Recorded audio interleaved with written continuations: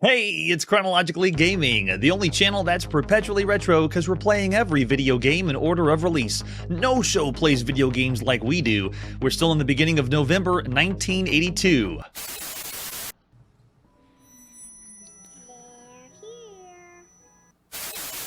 And you knew I was going to play that one, right? The last game we were checking out was Pitfall, released on the Intellivision, and trust me, after the game's released for this episode, you'll just want to keep playing Pitfall. Let's see our next game. Our next game releases on the Atari VCS, the Atari 2600, the 174th game we've played, and this is Planet Patrol. 174 games? Maybe they should stop. No more games for the Atari, but that's not going to happen. Here's the box for Planet Patrol. Nice, another one by Spectravision. This is the 5th game we've seen by Spectravision. All of them have been on the Atari 2600. This is a definite fabrication of a box, if I can ever get... I mean, look at this. The screenshot that they're showing at the front doesn't even look clear. Let's flip this over in the back. Maybe we can get an actual scan. You're an ace fighter pilot patrolling and protecting the galaxy. You're constantly being attacked by evil forces. That sounds like every video game we played. I mean, give us something different. You can see they have the joysticks plugged in to our Atari. It still brings me back. If you got this brand new, maybe you'd be excited. But as of this point, we kind of get inconsistencies with these games. Yes, still making new games. That's right, Paul. Here's the other artwork we have for Planet Patrol. There we go. That's an actual scan. This is meant to be shiny and metallic like those Magic boxes, but it doesn't really work so well when you try to scan these in. There is the back of the box. Yeah. 4 games, 2 difficult skill levels. Maximum score of 999,000 points. Yikes. We're definitely not going to get that. Here's the ad I would have seen in magazines at the time with other games by Spectravision. We've seen them all. Gangster Alley, Tapeworm, China Syndrome. Oh, we haven't seen Cross Force. That one must be coming out soon, at least before the holiday season. The top screenshots give us what's happening, but this is the other thing that's more interesting. This is, like the other Spectravision games, compatible with the brand new Quickshot by Spectravision. And Spectravision, we're going to be seeing their own console, at least at some point, but this is the Quickshot. Got to put that in our hands to play. It has the button at the top to give you single-handed game control. Wow. And there's our cartridge for Spectravision to pop into our Atari and play with an example of the screenshot. We have the manual too. Tell us how to play Planet Patrol. It says 1 or 2 players, but you have to take turns. You don't get to play at the same time. Attention all pilots. We have to return immediately to the starbase. Here are our orders. Destroy the enemy bases. Rescue the brave pilots that are stranded during the invasion. All right, we got it. Welcome to the Starbase Squadron Command. You've been recalled because Planet Spectra and Sector S has been invaded. Each pilot's going to be playing the game, well, taking turns playing the game. There's the enemy up on top, missile base, the drone missiles, and heat-seeking torpedoes, and we have to destroy everything. Break in and blow up the base. It explains how to set up the game over on the far left side. We can see we have game modes A and B for beginner or advanced, a demo mode or the track mode, and then we have 1 or 2 players. And look, they have the children's version of the games. We've seen that for Atari games too. Up at the top is the point values. We have 4 patrol vessels and a full tank of fuel. And we have a docking scenario with this game, which is kind of cool. Pass over the stranded pilot, and after the rescue, we'll approach the enemy bases and destroy them. After you destroy the enemy base cluster, you avoid the collision with the debris from the explosion. That's pretty cool. So we have refueling as well. Enemy bases are destroyed. We'll be permission for granting a refuel. And then as we approach the dark side of the planet, darkness will set in and you'll be in the night mode or a day and night cycle for the video game. How about that? Yeah, I got to see that to believe it. So there you go. Oh, look, and we have additional versions for young children. Very cute. The other versions for this are quite a bit. It was available in PAL regions by Play Video, Spectravision, Brazil by CCE. Let's go to the United States and play Planet Patrol. This is Spectravision in the beginning of November 1982. I got my quick shot going in. So here's the attract mode like they do with most games on the Atari. And then when we're ready to play, you can do the game options, but I'm just going to stick with 1 player normal. We're not doing kid mode here. And reset. And we're in. All we got to do is make our way to the base without dying. So it's a scrolling shoot-off. And look at the background. Look what they're doing with the effect with That black ship was our refueling base, and I just totally destroyed it. I'm just so used to destroying all fuel in video games. So there you go. We destroyed it. Now we got to get out of here. Ready? Here, it's going to speed up. Get ready. Make it through the debris. Nice, we got it. And then you pick a path, whether top or bottom, and you keep going. And then we slowly make our way around the planet. You can see it's going to start changing. But yeah, there it is. And it's going to go to night. That's cool. Very, very nice. I really can't get over how the background's changing. Now, this is a really cool effect. When it does turn night, every time you shoot, then it flashes so you can see the bullets of the shots on the other side of the planet. And even changes the moon in the background. Wow, for a shoot 'em up on a home console, that's awesome.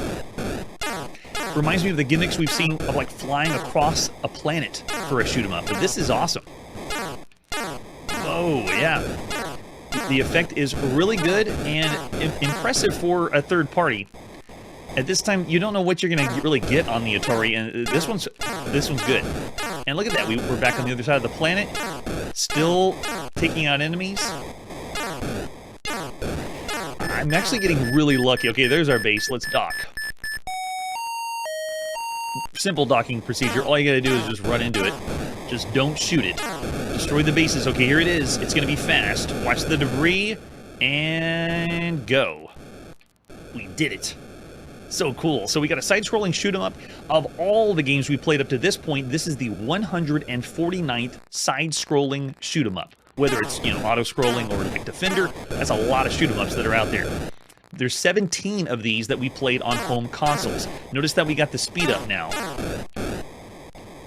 Whoa, yes. The day and night cycle is not something new that we've seen on the show. For shooters, though, it's pretty cool. This is the 5th game that I've marked that we've seen with games that have a day and night cycle. So it's still a really fresh idea.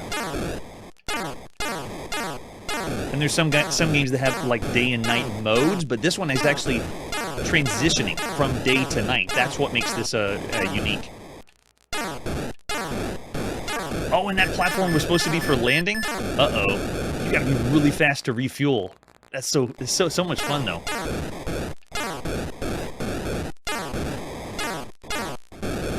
Oh, man, it got a piece of me. I can't believe it.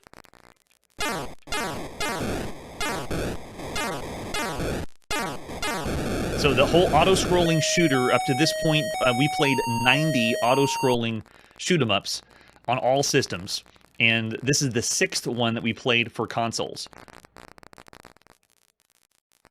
In other words, we're not controlling the way we move around like a Defender-style games. So it's still interesting that another thing that's unique is we're scrolling to the left, which usually isn't the case.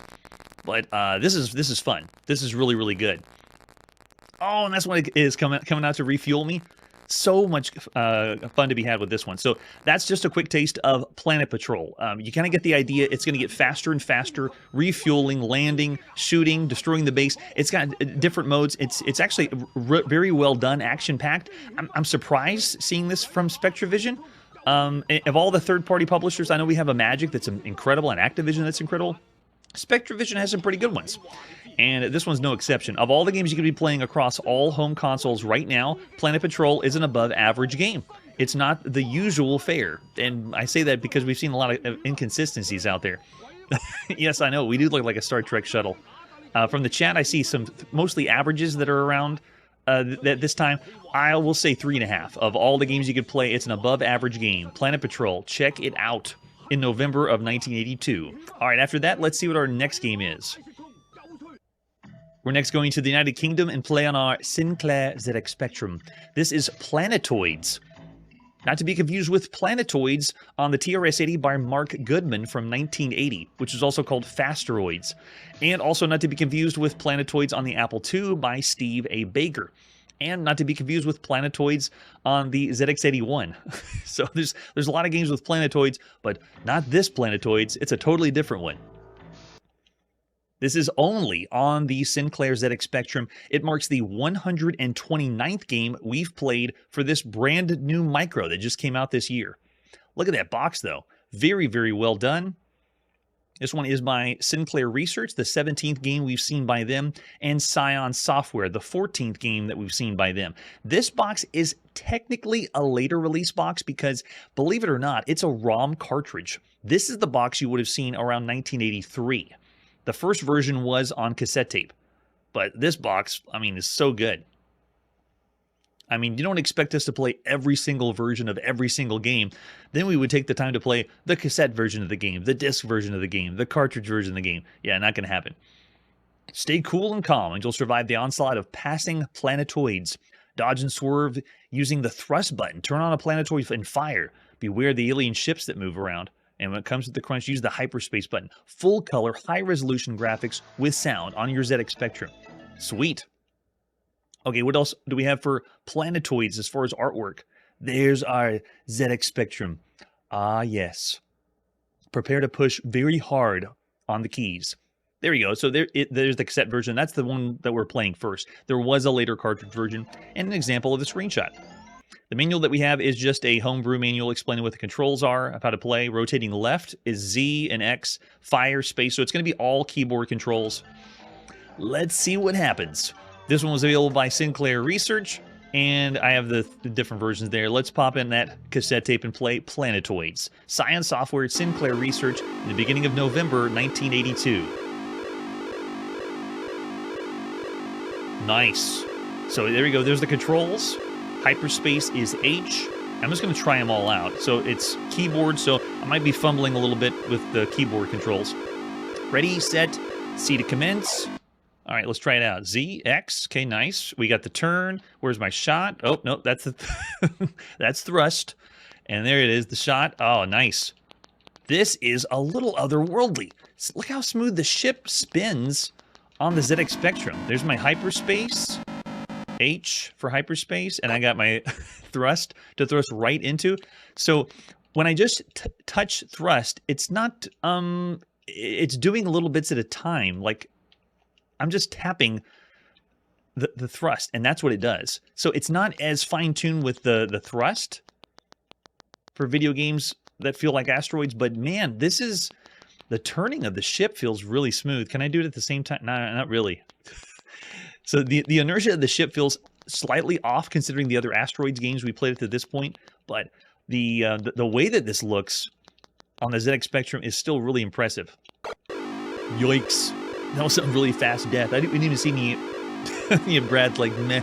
We didn't see any of the UFOs even. Now let's push C to commence. There you go. That's it. All right, so at this point, the games we played that are official asteroids, I kind of talked about this when we played Meteors on the BBC Micro, which was a really good version for a home computer. But the official asteroids that we've seen up to this point has been Asteroids, Asteroids Deluxe, and Space Duel. It's kind of like the third version of Asteroids. And we also saw Asteroids on the Atari 2600 and the Atari 800. Those are all the official ones. Up to this point, though, we've seen 48 variations of Asteroids. There's a UFO.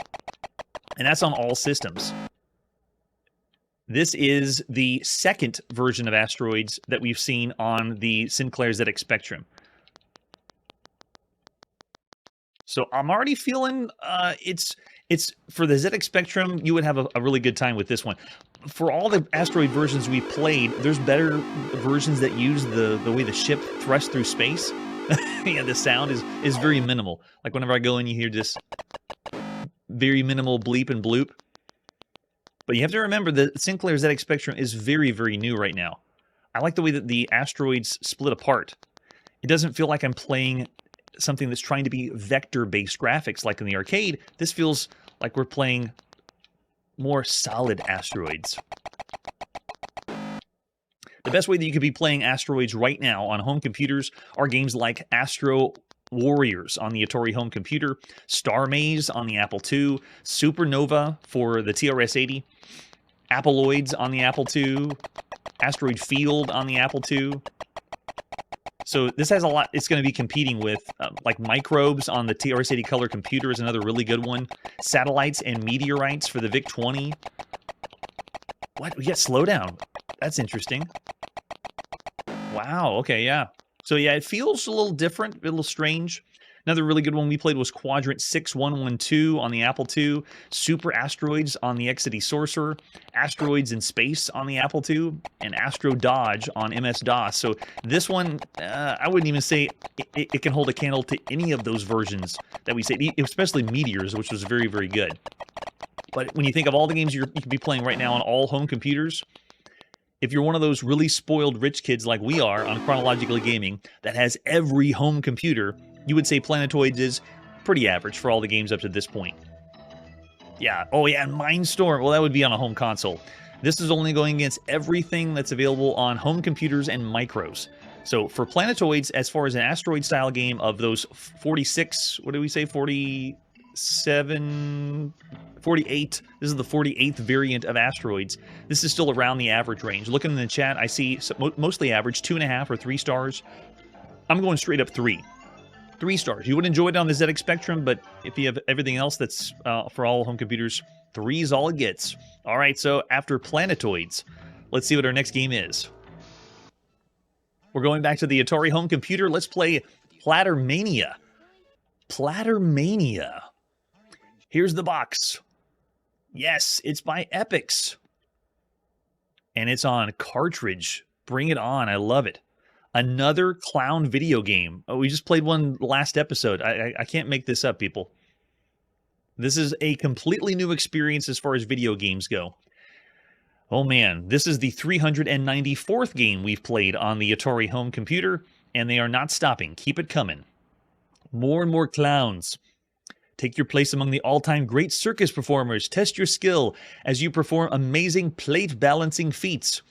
Whose idea was thinking that this was going to sell a lot of games? You can see on the far right, it says it's for 1 to 4 players, and it requires joystick or paddle controls. Very nice. And then it has an example of what the play is like. We haven't seen this on any other things. Epix usually comes out with other things. Epix, also known as Automated Simulations, has a few games that go by that title, but this is one of the few that is published by Epix. Yes, it's not Automated Simulations, but whether it's either one, they've been around. This is the 40th game we've seen by Epix or Automated Simulations up to this point. Here's one of the catalog items that has Alien Garden, Plattermania, and there it is, Monster Maze. Nice. Oh, we've seen all of these. I know, yeah, even Alien Garden by Epix. There's the cartridge, and I really enjoy cartridges on home computers. Yes. The game's Thinkers Play, spinning plates. How does that work? That's what Epix was known for, is the games that Thinkers play, but I didn't think spinning plates would fit that. All right, how in the world do you play spinning plates? Plattermania. A totally different clown. Spinning plates right here. Look at that. So this is by Michael Farron and Bernie DeCoven. This is the first game we've seen by them. It is 4 players, but you have to take turns. You don't get to have 4 people spinning plates at the same time. So Plattermania is a game that allows children of all ages to fulfill a common dream, running away with the circus. It puts you in the center ring and pits your timing, agility, and skill against as many as 3 other people. Really? There's kids that their common dream is to run away with the circus? Did anyone in the chat as a kid want to run away with the circus? Well, now you can fulfill your dream playing Plattermania. It shows you how to begin the game. We have the select key to show how many people are playing, and then you have to have a separate joystick or paddle. Oh yes, make sure all those joysticks are in. No one else is here to play with me, but we're not going to be playing at the same time. Yeah, I didn't think so, Brian. Yes, we need clown lore here on the show. There's 12 levels of difficulty. You can start on any one of them. Choose the level you want and use the option key. All players start at the same level. As you progress, it's going to increase in levels. So to play, there's going to be a stage with 12 poles, and we just have to keep those plates a-going, spin those plates. You can see there's lots of information of how the game works, but it's fairly simple. It's just keep the plates going and just push the red button on each one. It explains how the scoring works here, and we have the different commands to begin the game using paddle or joystick. I got my joystick ready. I didn't bring a paddle for this one. All right, here we go. The first time we've ever spun plates as a video game. This is Plattermania by Epix in the beginning of November 1982. Way to go, Michael and Bernie. Bring it on.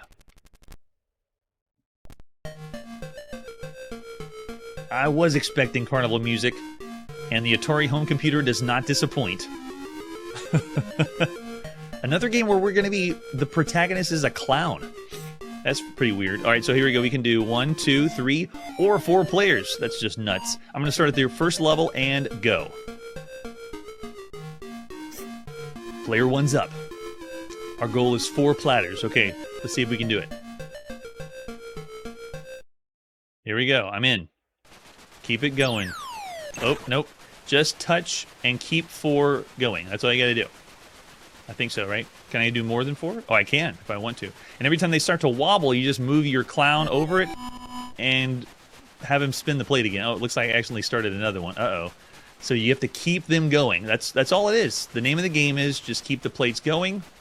If you do, then you move on to the next level. So you get the concept. You just move the clown by the plate, push your red button, and keep them up. But if you happen to spin... I think we dropped them all. Yeah, we lost it, right? And then we get a high score table. Oh, if you're playing with 4 people, you can see it there too. This clown doesn't look jacked like Pinhead. We played Pinhead last episode. I really wanted the clown on the cover to look the same. This one looks more clownish, but it's a fun I don't know if I want to call it a fun idea, because I never thought I would find myself wanting to spin plates. Because all you have to do is just like that. Let's keep them separate. 1, 2, 3, 4. There you go. And then we'll do keep it up, keep it up. Just make sure you don't spin it while it's stable, because if you do, then the plate falls. Nice animation, though, on the plates. I can see them slowly wobbling, or wobbling different ways. You can keep more going if you want to.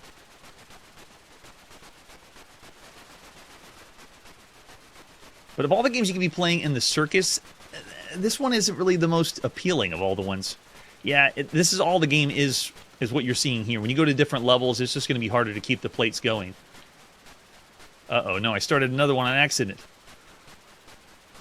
Spin, spin. Spin, spin. And you ditch the plate if you have already one spinning. So you just have to make sure you don't go to the same spinning one. I really don't know how they pitched this for Epix, or why Epix picked this up as a game concept. Yes, we have acrobatic games. Circus in the arcade was a very acrobatic one. You know, the one where you're on the seesaw and it plays like Breakout? It was also called Clowns. That one is more acrobatic and more fun to play than this one. This one, I would say, would be even more anxiety-inducing than Breakout. Like, oh my gosh, I gotta keep them going. Oh, and I just started another one on accident. Oh no! Do I gotta keep this and just do all?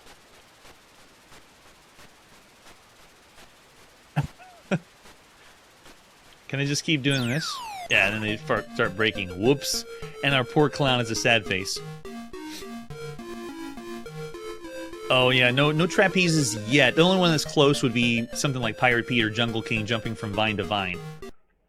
So there you go, a quick taste of Plattermania. There's a lot to be desired for this one.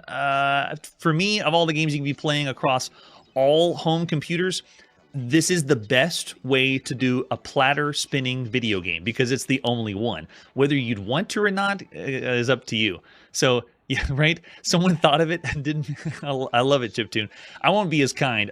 Part of me wants to say just bad, but I don't really want to say bad, because it has a pretty good presentation, so I'll say 2.5 stars. It's still around the average range, but not nearly an average video game of all the ones you can see up to this point. Yeah, I see some 2.5s in the chat as well.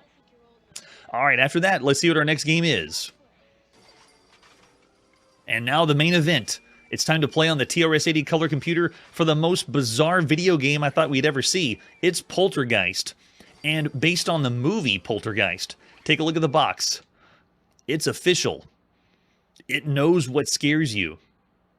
This is the craziest thing. I don't know what to make of this. Really? It's a licensed Poltergeist game? This is on the TRS-80 color computer. It is the 152nd game we've played on the Coco, and the 42nd that's been published by Tandy up to this point. Tandy took this on, and as far as I know, this is the only game that is licensed for Poltergeist. It's just crazy. Oh yes, Curtis, I definitely read that one. Yeah, I'm going to use that bug for sure, so we can see more of the game. All right, besides the box, what other artwork do we have for Poltergeist?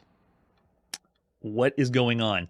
Look at this ad we have from magazines. It's Poltergeist. Look, with the kids. Based on the hit movie. Search for clues and face the poltergeist. Not for parents or others easily frightened. And here's a lower price. Look at that kid. I think he's been playing Poltergeist way too long. Yikes. They're here, it says on the cartridge, with an example of the screenshot. Oh, there'll be a better plate spinning game? I'll look forward to that. So here's the manual for Poltergeist. Official. This is nuts. What in the world is Radio Shack thinking? I don't know what's going to happen when we actually boot the game up. Steve and Diane Freeling have lost their youngest child, Carol Ann. Aw, they haven't lost her. She's somewhere in the Freelings' home, being held captive by the poltergeist. It's up to us to rescue Carol Ann from the monstrous grasp of the poltergeist. To do it, we'll have to gather a few objects to help her. A length of rope, a ribbon, a towel, some tennis balls, and a handkerchief. I don't think that's in the movie. Once you have everything you need, including your courage, you'll get past the staircase, which seems to forbid your entry into Carol Ann's bedroom. If you can get upstairs, you'll have to get into the energy field and do battle with the tricky poltergeist. Can you believe all this? Can you save Carol Ann from an eternity of nothingness? Oh man, yes, we have lore, a little bit at least. We're going to need some analog joysticks to play Poltergeist. It shows us how to load right here. It's a cartridge, so you pop it in and go. This explains what level 1 is like. We're going to be able to see all levels here thanks to a little gimmick when we boot it up. There's a lot going on with every level. You notice how long it just explained level 1? Level 2 is the staircase level, which this one's going to be the tricky one to get by. And level 3 will have me like a first-person gun sight scene. And we have to destroy the poltergeist 8 times to get past it. At the end of the game, you can rescue Carol Ann. You receive extra time units for successfully rescuing them. And then I think it begins anew. Yeah. And yes, Steven Spielberg strikes yet again here on Chronologically Gaming. Let's pop in and play Poltergeist. This is by SLM Entertainment and MGM Film Company, published by Tandy in the beginning of November 1982. Yikes. So another video game that features ghosts. We have basically mini games that we're going to be going and playing this. So I'm going to push our button. Can you gather the things you need to rescue Carol Ann? Probably not. So I'm going to play the first level as is intended. Here's how it works. It's a top-down view of all the suburbs. I'm in the top left, scurrying along as someone on... and I'm trying to find all of the items as I move around. But there are cars in the way. I have to tell everyone, the flashing is so bad in this game. Poltergeist wants you to have a seizure, so if you're sensitive to those things, please close one eye or turn away, because it's very, very intense. I'm watching my eyesight now. So you can see how bad the cars are and preventing us from getting into the houses. So what you're intending to do is find the black dots on a home, find an item. Right there I found the rope. So if we go down to this house over here, we can go get another item. I'm actually going to use all my lives. There, I just picked up the tennis balls. These are just random items from the movie, I think. But the controls already are really bad. I'm already used to the drift of the analog controls of this, but this is another level of bad. Yikes. Okay, so now I'm going to show you the gimmick. If you... Why is my keyboard not responding now? There it is. If you hold down the only button, none of the cars will come out. So that is what we are going to exploit. It is the best bug ever. I'm holding the button down and there's no cars, so now I can go through and pick up the tennis balls. You can see I'm looking for the black dots on the top of the homes. So it's one of those games that we're scurrying along. We got the towels, nice. We're just going from house to house. Keep holding the button down and you'll keep going. And then go to the top, looking for the last 2 items. Yeah, I know that there's a bug that bad, but I wouldn't want to play the game if I had to go through all the traffic. Got the handkerchiefs, got the red ribbon, and now, if you've noticed, some of the houses have something that flashes on top of it. That's where the poltergeist is. We have to go to that house where we can rescue Carol Ann. This is the one. Go. Got it. So level 1's complete. Now we have to get to the stairway. Oh yeah, you have a 30-second timer. That's right, Curtis. Can you get past the stairs? This one's tricky. So you're taking, at the bottom of the stairs, you got 2 feet. You have all these items you have to dodge, plus the poltergeist at the top, the smiley face, you have to come down to the bottom. If you lose from the stairs, you go back to this level. It is brutal. But we're essentially going from level to level playing these mini games. Picking up all the items here, the stairway, and then the last one's a kind of unique one because you're going through the vortex, shooting at the poltergeist from a first-person perspective. Not really a first-person shooter. It feels more like a rail shooter when we get to the 3rd round. But gosh, the controls to move around are very difficult. How you would have had it to get through this with the timer, getting all the items while those cars are coming after you, is insane. Was that all the items? I'm looking. I think we got one right here. Can we go in now? No. It moves. See how it keeps... It's bouncing back and forth right now. There you go. That one worked. All right, so here you go. Stairway time. I'm already seeing it fall throughout a 1.5 star of all the games you could play. Another thing that's interesting is it's based on a horror movie, but the game really isn't horror at all. It's not even close to horror. All right, let's see if we can make our escape to the top. This whole part is very random and very difficult because the poltergeist is... Gosh, and the controls are so difficult, and we have to go all the way back again. And every time you die, the game flashes the screen over and over again.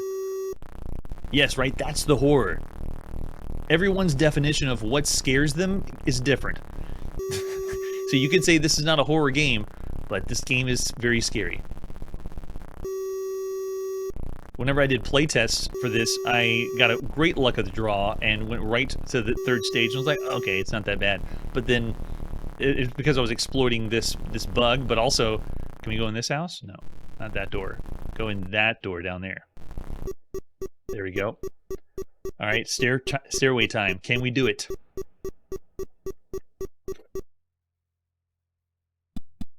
All right. Everything that moves against you can be moving randomly in different ways. No, it's so crazy difficult. I know the top-down view, Sisters of Mercy, makes me think of the Ghostbusters game. And there's our game over, right? Yeah. And it goes again. Well, we won't be able to see the 3rd round here on the show. I'll include links down below where you can see the 3rd round or the 3rd stage. But it's 3 small games that really aren't that impressive. Man, oh man. Yes, we are... that's another good point. I think we're walking upstairs because in the movie, Caroline was on the 2nd floor. But I don't think we're going to make it to the top. I'll try one more time to see if we can do it. There's no gimmick or bug on the 2nd stage. And the 3rd stage is actually pretty simple. It's just shoot the poltergeist a few times with a crosshair on the screen. All right, come on, let's go. No, see how it's bouncing back and forth, and you got to be really fast. Oh, no. No. And even moving around, the controls feel very... we played better games on the Coco that handle better than this. I wish I could use my Frogger skills. It doesn't feel that way. All right, here we go. Now, am I going to be safe? Is everything going to get out of the way? It is. Go. Make a run for the top. Oh, and everything's back. And see, this poltergeist is constantly coming at you. That one you have to watch out for. Yikes. Oh, there you go. A quick taste of Poltergeist. At this point, of all the games we played, licensed video games actually are not new. We've played licensed Star Wars. We played licensed Star Trek. We played licensed Superman. We're about to see Spider-Man. We haven't seen it yet on the show, but we're so close. We basically have seen the licensed Spider-Man. We've seen Lupin. We've seen Doraemon. We've seen Popeye in the arcade and handheld. We've seen Mickey Mouse on the Nintendo Game & Watch. We've seen The Prisoner based on the TV show. We've seen King Kong, that was licensed. Tron, Smurf. Buck Rogers is about to be here. We're about to see Buck Rogers, so it's basically licensed too. Towering Inferno is another one we've seen. Megaforce. Fantastic Voyage, all these licensed games that would be playing better than this one. Look over in the chat and I actually see an average score. So this one's a divisive one because it's just all over the place. You really have to have the controller in your hand and play the game yourself to see how these different ones work. But I see like a 3-star rating, Yeah, I don't know. Yeah, if you were used to the joystick, it would help as well. This concept, though, of 3 different stages, you're doing basically mini games, is still a really fresh idea. So I'm still going to say this is still around an average game, even though it's clunky, a little messed up. The third round isn't nearly as bad. It's just basically a rail shooter. But yeah. Oh, level 3, yeah, to move around. But it's still 3 different stages that you'd have to get through to actually be in play this one. We've even played games that are inspired by movies, and I want to compare this to all the other licensed game out there, but it's really not as good. It is nice that they did have the 3 stages, but for this title, I'd say 2.5 stars. You'd be disappointed. Something that I didn't bring up when we had Howard Scott Warshaw on the show was with his game E.T. that we played. He basically invented something that I like to refer to as the licensed game letdown, where you watch a movie like Poltergeist or E.T., and then you see that there's a video game, so you say, I'm going to buy the video game because I love the movie. But you're not going to get the same experience that you got from the movie that you do with the video game. This concept is all brand new right now. And with Poltergeist, I'm pretty sure you would understand, you're not going to get scared by the game. You're not going to have the same experience as the game, so it wouldn't be as big of a letdown. But because E.T. was so emotional, that was a bigger hit. When kids played it, they're like, this is just terrible. I'm not getting the same feels I got from E.T. But Poltergeist, you can understand, this is the beginning, which is terrible to think of, as the end of video games, because all this licensed junk's going to come out. Hopefully we don't get that much, but we're right here in the beginning. 1982 is when we're really hitting more and more licensed video games. It's a scary time for video games by 1983, though. Yikes. Oh, and the one in the arcade, yeah, chiptune was a good one for Popeye, definitely. All right, so that's where we got to put all our video game playing on pause. Next time on Chronologically Gaming, there's a raccoon dog loose in the arcade. The first sports game for the Atari 5200, strategy on the Fujitsu FM7 home computer, and a real rootin' tootin' good time. But we are not playing a Wild West video game. That's it for today, and like I always say, kids, don't run away and join the circus. Have your parents sell you to the gypsies. Hey everybody, thanks for checking out the channel and joining me on my quest to play every single video game in order of release. We'll be streaming live every weekday at 9 p.m. Central, so join us and let us know if we missed any games along the way. This video would not be possible without Launchbox, RetroArch, and MAME. Tell all your friends there's some crazy guy named Chronologically Gaming trying to play every single video game. We have links down below that'll send you to places like our Discord and Patreon, and one that says all the video games we've ever played. If you go there, it's a list of everything, and you can click right to the game you want to see. Chronologically Gaming is the name to look for. We are perpetually retro, and we will catch you next time.